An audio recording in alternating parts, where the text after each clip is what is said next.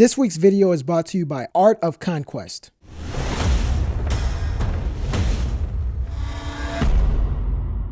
This comic book movie was the third installment in its respective franchise, and proves it's not true what they say about the third time being a charm, because this movie sucked. There's a bank robbery and a hostage situation going on, and the superhero arrives to save the day. His quick thinking allows him to save the security guard hostage, but unfortunately, the bad guy gets away. It gets to a point where his enemies become too much to manage, and more bad guys keep popping up out of the woodworks. He thinks to himself, where do all these guys come from? The truth is, all of the bad guys in the movie are created as the result of the superhero's actions. One of the villains want revenge on the hero because the hero is responsible for the accident that caused him to become Two-Faced, with half of his face being regular, and the other side looking like burnt bacon. Another villain named Edward is obsessed with the hero and takes photos of him, studies his every move, and stalks him day after day, which eventually leads him to madness. Not only is the superhero haunted by the bad guys, but in his personal life, he's haunted by his childhood. When he's not fighting crime, he's suppressing horrific childhood memories about the death of his parental guardian. Witnessing your father figure die right in front of your eyes is tough for any adult or kid to handle. He talks about daddy issues with his love interest in the movie to keep from going insane. My parents were murdered in front of me. I look at these words, and it's like my father wrote them. He loves the chick, but just like Chris Brown used to say, these hoes ain't loyal. The girl is supposed to be in love with him, but she leaves him for this other guy and dances the night away with him right after she Googles his net worth. What she doesn't know is that the guy she danced with has an alter ego just like the hero. He's the villain who dresses up in the green suit in the movie. The girl tells the hero that she's in love with someone else, and he gets super pissed.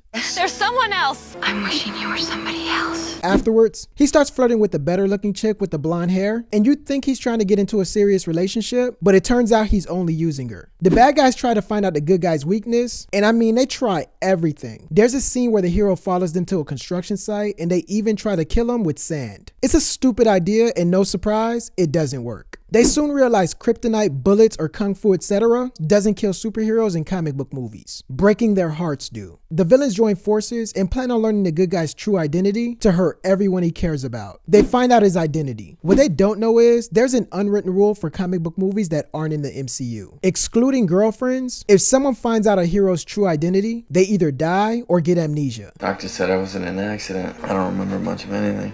I'm Batman. But anyways, later on in the movie, there's a fight at the rich guy's mansion. The one in the green suit breaks through the secret passage door, and he uses the little bomb thingies to destroy all the extra suits and computers. The hero gets frustrated and wants to quit. He feels like with great power comes great liability, and he's sick of getting blamed for crap all the time. He literally gets blamed for 80% of the deaths in the franchise. One of the dudes in the movie blames him for the death of his father. The butler tells him to chill out, and the blame is daddy's death on old age, God, or script writing. The dude then agrees to be the hero's sidekick from now on. Can't take them both. Not by myself. Not just a friend. A partner.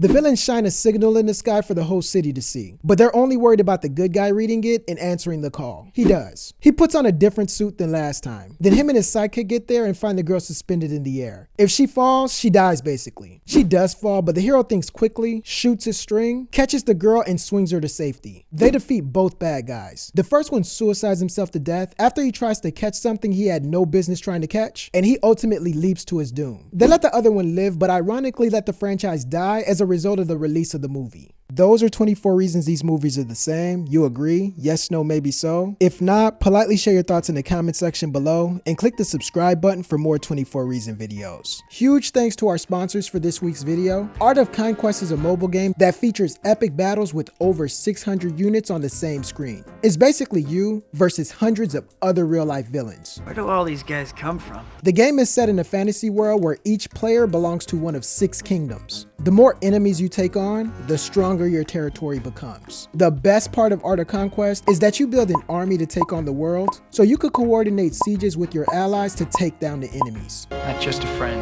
A partner. Exactly, Batman. Everything happens on a real map, and everything has a persistent location. Players travel on the map in order to find new cities, resource points, bosses, and more. If you want to attack other players, you need to actually go to their city and besiege it. There's lots of players to choose from. Accept the challenge and lead your team to victory. A wise man once said, With great power comes great responsibility.